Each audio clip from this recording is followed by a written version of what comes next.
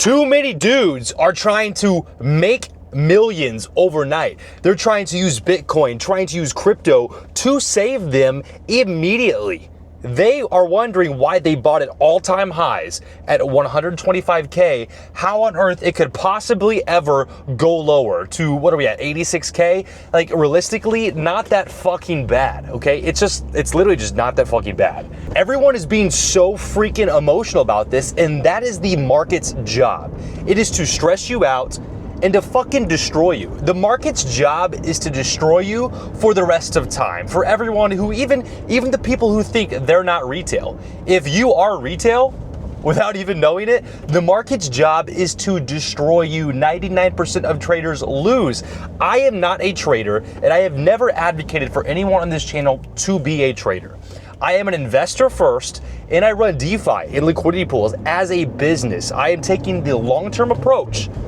Investing, DeFi, cash flow, business, money in every single day. And I'm using that money to, when things were hot, set a little stable coins on the side. So now I have the opportunity to actually be excited about this dip, to actually have the potential to do something about it. And maybe you don't have that income, and that's fine. That's something we can work on through DeFi. But if you started getting exposed to Bitcoin, you can't just switch up just because the price has moved down 20-25%. That is so freaking normal for crypto and even for Bitcoin. Altcoins are down so much worse, like I totally understand, but that's because you weren't buying Bitcoin, right? Favorite altcoins like Sui, they're down bad, but it's just part of the fucking game. It's like that meme where it's like first time, because it's the game, guys. But you are being too emotional. Like my feelings and thoughts around Bitcoin have not changed. And if anything, I truly can say I am excited. My altcoins, that is a little more stressful. For Bitcoin specifically, like, I'm not just saying that for YouTube. I'm actually excited about this dip. I'm sending my friends screenshots of my Aave, my USDC on there, and I'm like, holy fuck, boys, I'm about to fucking full port X amount of Bitcoin, right? About to full port a half clip on just Aave, half a Bitcoin right there. And so I really think 83K is in question. I don't know if this video is going to drop in time for this to be relevant or not, but it's very important that you don't switch up your long-term vision on Bitcoin just because the price didn't move in your favor this time. That volatility with Bitcoin and crypto, it's what gives it so much potential. It gives people late to the party the chance to get in to Bitcoin and crypto. And it gives the people that are faithful and have been holding crypto for, we know it always bounces back. When the volatility, the upside comes back, we still make a shit ton of money again. It rewards the faithful. I think Michael Saylor says that. But too many of you guys, too many people are acting like, it's kind of like, you ever have like a girlfriend and you're going through a hard time, or you've heard stories where there's a girl who's dating a guy and he loses his job and then she's just fucking done with him. She doesn't stick around through the thick and thin. She's not there to help him build and support and see his mission through. Second he loses his job, she gone. She leaving his ass. That's you guys with Bitcoin. Bitcoin's just moving down in price. Hang on.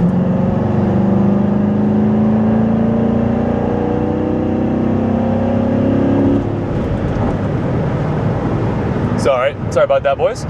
That's you guys with, and that was also like fourth or fifth gear. That's fourth gear. So like, if we were low RPMs, the pull would be better if I was low gear. Anyways, too many of you motherfuckers are literally acting like women. Are literally acting like, and I'm sure there's guys that do this too, but you're acting like a woman who sees her husband loses his job and just fucking bails. Goes on to the next guy. Goes on to the rich guy. That's how all these motherfuckers are. They're chasing the next shiny thing or just giving up on their investing thesis. I'm not talking about, like, there's guys that took profit. That's different. If you're taking profit at the top, like Bobby, locking it in, avoiding this loss, that's totally fine. Bobby did a great job with that in our group. You guys know Bobby. You've been watching the live streams. But if you're someone that's investing long-term, yes, it sucks to watch your portfolio drop down by 25%, but it's just giving you this amazing and beautiful entry to get back into your favorite long-term asset, which is Bitcoin. Like, what else are you gonna buy? Like, if I take money out of Bitcoin, even at 125, where do I put it? There's nowhere else I'd rather put it when Bitcoin's pumping, except for maybe sell it to USDC and lend it out, waiting for Bitcoin to retrace. And that's if you get it, which now we do have it. And now I can dump those stable coins in. There is no asset I'd rather have. People talk about real estate, XYZ, diversify. I have guys joining our community wanting to learn DeFi that are in real estate, and they're saying, fuck real estate, I'm done with that shit. You know what's worse than Bitcoin momentarily being down 25%? And then eventually going back to all-time high and breaking it? You know what's worse than that? Buying a fucking house, renting it out, and then your tenants quit paying, and you can't evict them because the laws are also liberal and tenant friendly, that you're just fucked. And you're stuck paying a mortgage to a house that's no longer bringing you any income. That's what freaking sucks. There's no way on earth I would want to go through that over my Bitcoin bags just being down. Because I still own the same amount of Bitcoin. It's the Bitcoin that's valuable, not its worth in dollars. I'm trying to race to as much Bitcoin as possible. And that's the whole point of DeFi and everything, is to bring cash in every day so you can fund your lifestyle and you can focus on accumulating more of the assets you love. You don't have to be buying bullshit. You don't have to be buying 200 to 500 market cap coins. You could stay in the top fucking 5. You could stay with number 1.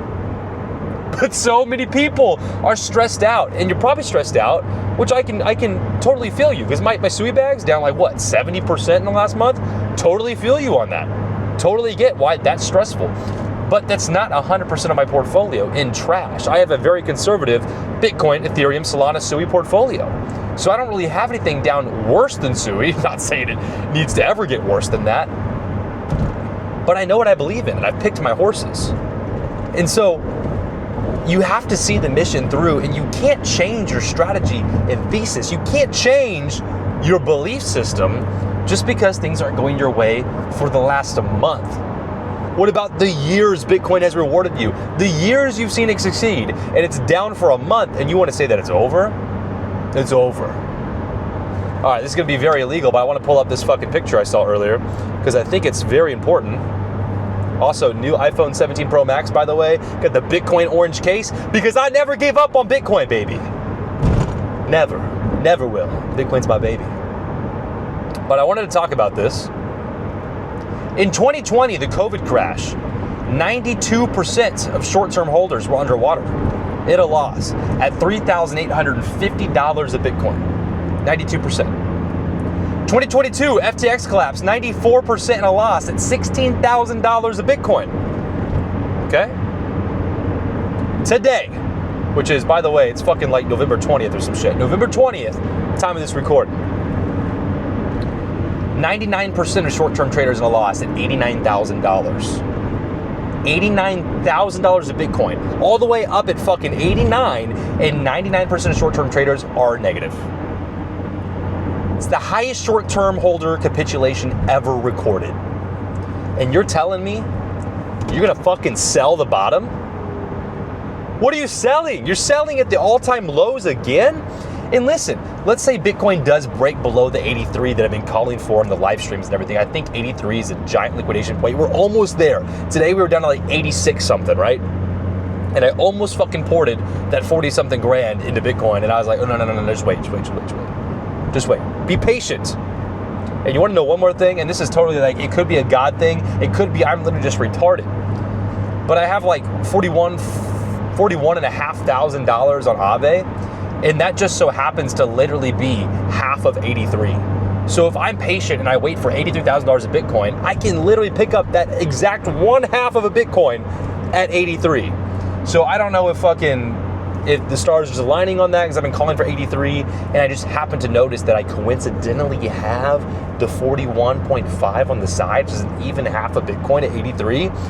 Maybe that's just some shit, like you look at your phone and you see it's 11:11, you're like, oh my God, make a wish. Maybe it literally means nothing, but maybe that's God sending the signal that, boys, 83K, fucking buy. And listen, if we go lower, 81, so we go to 75 again, so fucking what? I'll buy more.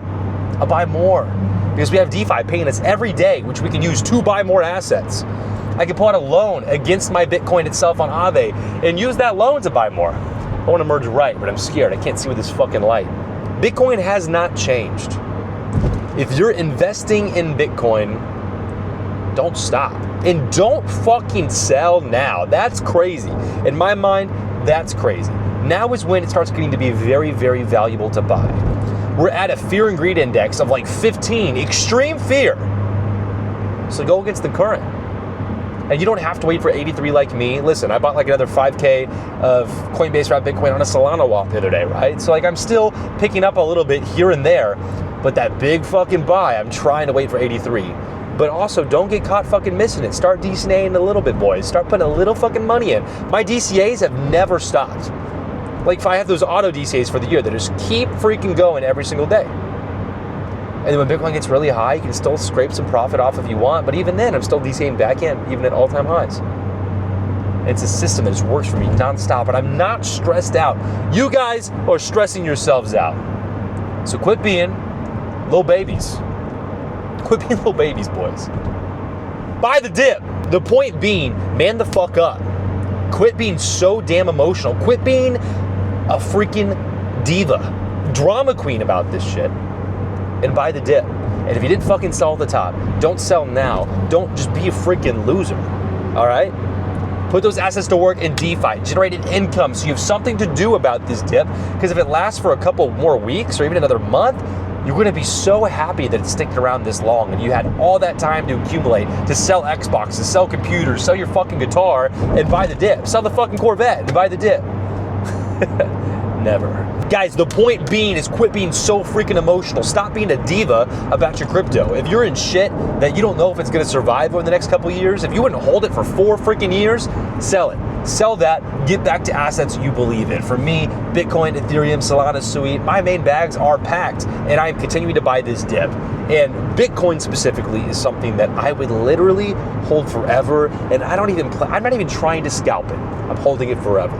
Boys, if you want to join our community, link is down below. 115 members. I teach do cash flow and make some $10,000 a month, some even more than that. We have Grant making like $2,000 a day. If that's something that interests you, click the link down below. We'll see if you're a good fit. And if not, boys, see you in the next one.